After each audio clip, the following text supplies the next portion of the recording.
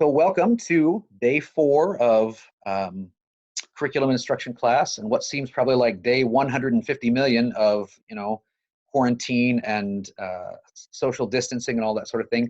I'm really happy to see so many of you here today. Our time as a whole group is going to be relatively short. I want to give you time as in small groups, kind of go over what you learned about as far as the similarities and differences between Hattie and Marzano. I'll give you time in smaller groups to kind of run that through your brains. And I've got a set list of questions I'm going to show you here in just a second that I want you to go over with as well as showing each other the work that you've done, if you were able to do the work. And I've gotten messages from some of you that talked about bandwidth issues and internet going down, and that is you just do what you can do is basically what it boils down to. That's the motto of the class. Do what you can do.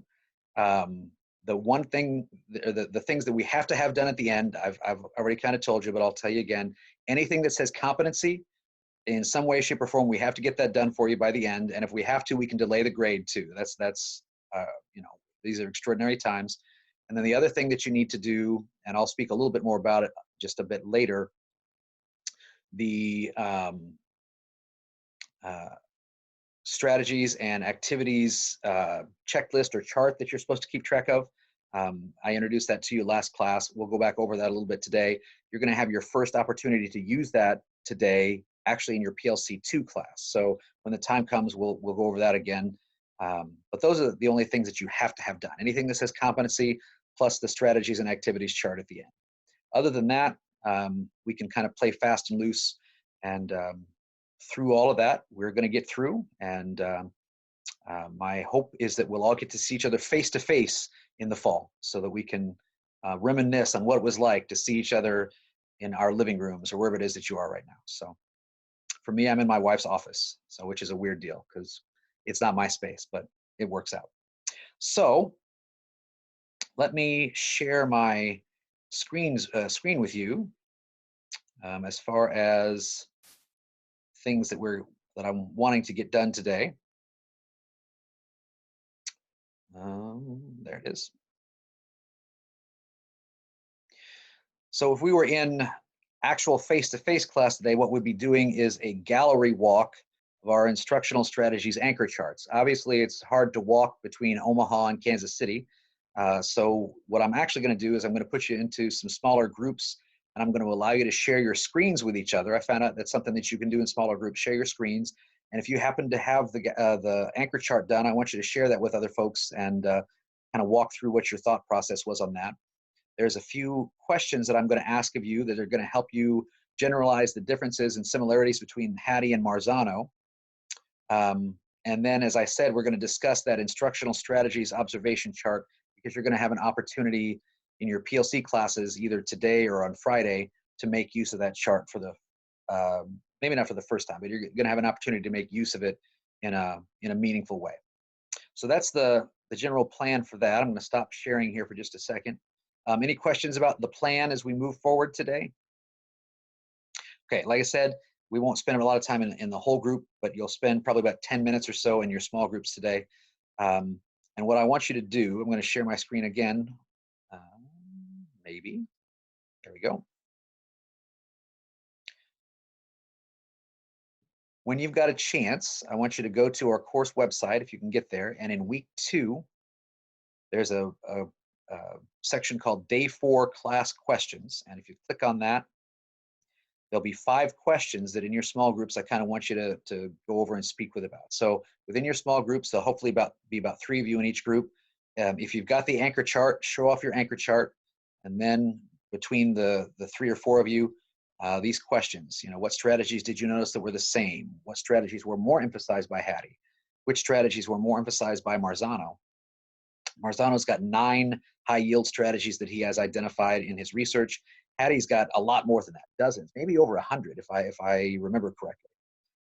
What are some ways in which Marzano and Hattie strategies can be applied to your particular content area? So now we start to think particularly for your field, whether you're elementary education or secondary or middle school or all points in between. How could you use these strategies in your classroom? Remember, the end result, one of the things we want you to have done by the time this course is over, is design a lesson plan. And so you're going to need to incorporate the strategies and activities into your plan. Start thinking about how those strategies and activities work for you so that you can do those in your lesson plan. And then the final question I'll ask of you is, where have you seen these strategies in action, or in what ways have you seen these strategies in action throughout your entire educational experience? So that could be in college, could be this semester, could be this block with your Zoom classes, could be going back to your high school experience, or even if you can remember back as far as elementary, can you place some of these strategies into activities that you remember doing? Okay, so those are the questions I want you to kind of work back and forth amongst yourselves as we get into these smaller groups here.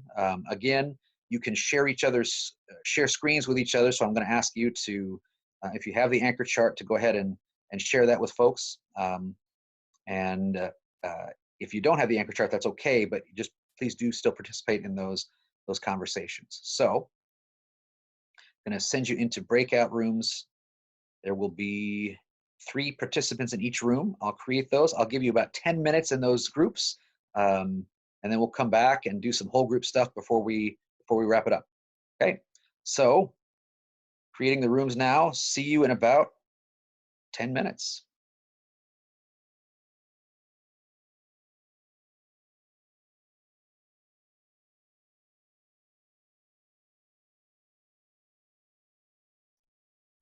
Okay, welcome back from your smaller groups.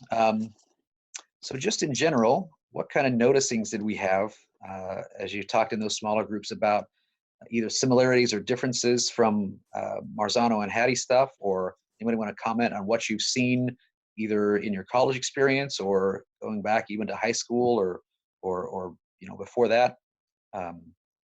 Any commentary with what happened in your groups? I'll go. Go ahead, Brittany. In my group, we talked about, sorry, I'm looking at my chart. What are you doing? Actually looking at the stuff as you talk about it? You stop that right now. Wow. So we talked about Hattie is really like universal for all ages. We thought, like, overall he was pretty universal because he was pretty broad. And but then with Marzano, he is more specific, and we thought that even though some things like cooperative learning and non-linguistic representations can be used in younger grades, we thought that some of them were like better suited for secondary. Okay, so to you it seemed like Marzano was more aimed at a secondary market, and maybe that's true. Maybe that's why I gravitate toward Marzano more than Hattie. Yeah, or we were thinking even if it wasn't necessarily secondary, it was definitely upper level and like higher order thinking. Maybe I should phrase it like that. We thought that it was higher level thinking, if not necessarily secondary, middle school. Does that make sense? Yeah, I think that and I've actually, when I worked as an education consultant, I did presentations about Marzano's stuff that talked about if you legitimately employ the strategies, and then the activities are based on the strategies, but if you legit employ the strategies, then most everything that you do brings about high order thinking. So, and that's one of the reasons to show these strategies to you guys, by the way, is so that what you do in the framework of your classes, and then more specifically for this course, for the lesson plan that you design, if you use these strategies and the activities that are connected with them, you're almost guaranteed to get your kids into some high order thought processing. And that's what we want out of, I mean, there's a place for rote memorization. There's a place to learn the basic stuff, but then how is it that you scaffold that and move it on forward? And Marzano definitely helps you out with that. So Brittany, that's a really good observation, I think, with what you guys talked about. Other things. Anybody have a preference of one over the other? I told you that I'm a Marzano person. Yeah, you too. Here's the reason for me. For Marzano, there's only 9. There's 9 strategies that I have to keep track of. When I look at Hattie's stuff, there's dozens, if not over 100. I think there was like 150 in one of the books that he identified that I read.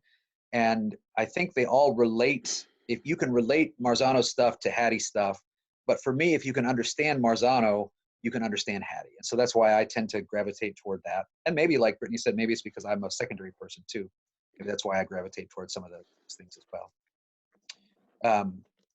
Brittany says she found 138 Hattie strategies, and that's about right. The Hattie book, if you want to, there may actually be some copies in our university library. Maybe able to get them online, or you may be able to Google sections of it. It's called Visible Learning. That's Hattie's book. It's called Visible Learning. And if I remember right, Marzano's book, which I have, I should have brought it with me so I could flash the copy of it to you. Marzano's book is called Classroom Instruction That Works. And as you would expect, Marzano's book's a lot thinner than Hattie's book. So maybe that's another reason I gravitate toward that. I can get through it quicker. So that's the trick with that. Anybody want to talk about, Faith says she was surprised about how many similarities there were between them. And they are. I mean, good teaching is good teaching. Long before these strategies were identified, they still existed. Does that make sense? I mean, Marzano's shtick is that he came along and identified what had already worked for years and years, and the same thing with Hattie. You know, they looked at studies that had been done previously and took from those studies the strategies that they speak about in their research. So good teaching has been good teaching for years. Whatever you can do to get your kids into high order thought processing is good. And again, eventually we want you to apply these lessons. You know, how do you get your kids into high order thinking? Well, use these strategies. We want you to apply that to your lesson planning that you're eventually going to do. So that's how we're going to scaffold you guys up to this. So Faith, that was a good comment too. I don't know if that's going to show up on the YouTube video of this, but the two comments, Brittany said, I found 138 Hattie strategies. And then Faith said, I was surprised how many similarities there were between them. So, whoops, I just about ended the meeting for everybody. That wouldn't be good. I'm going to try to close. There we go. Close the chat questions. Okay. So, I promised a little bit more on the strategies worksheet. Let me share my screen with you here real quickly. Yeah.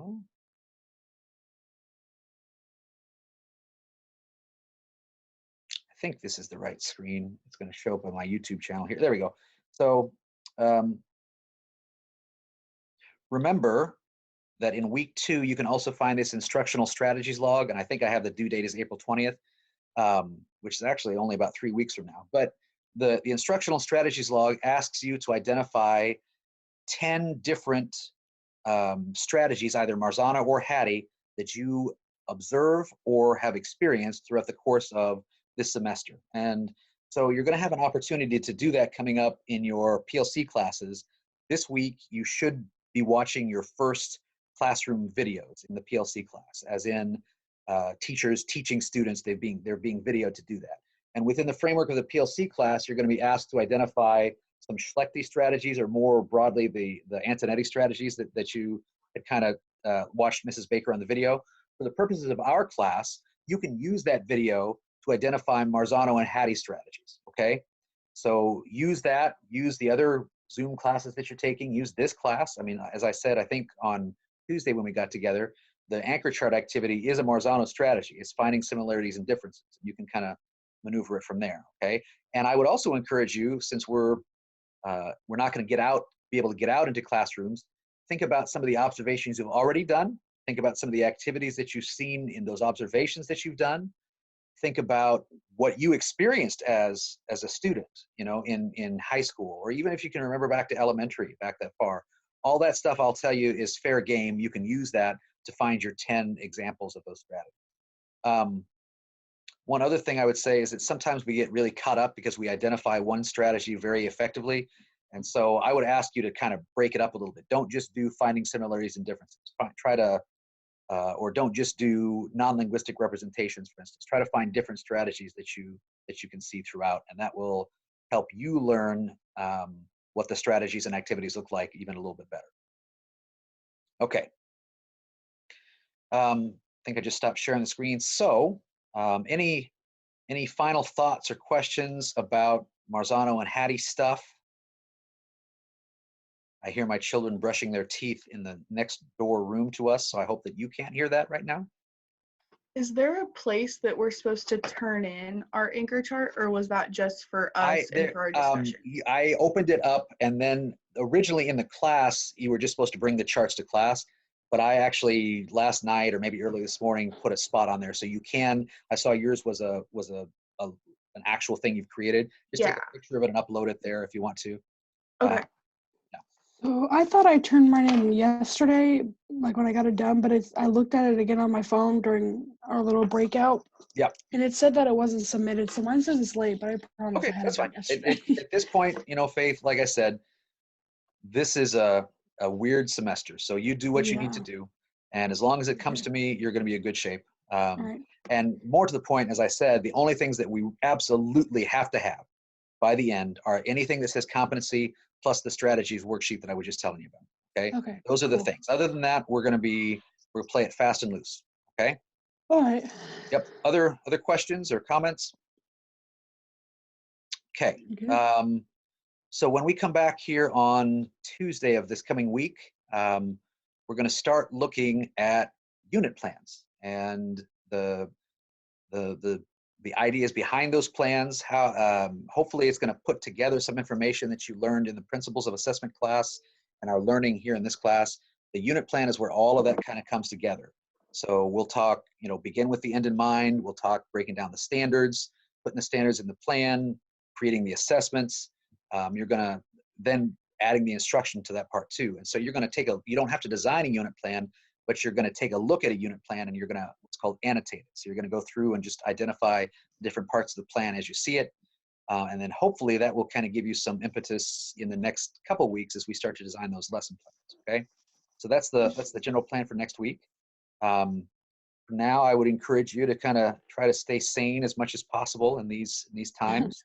Stay sane, but also stay separate, which is a kind of a interesting mixture of how we might find sanity. I think I've decided that I'm going to actually add another social media platform to my repertoire.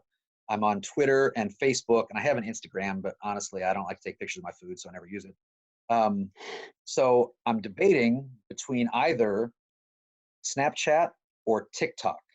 I've seen Snapchat. TikTok's funny. TikTok's pretty entertaining. I could scroll through that for hours. So see, to me though, I Snapchat's remember good Vines back in the day. Are you too young for Vines?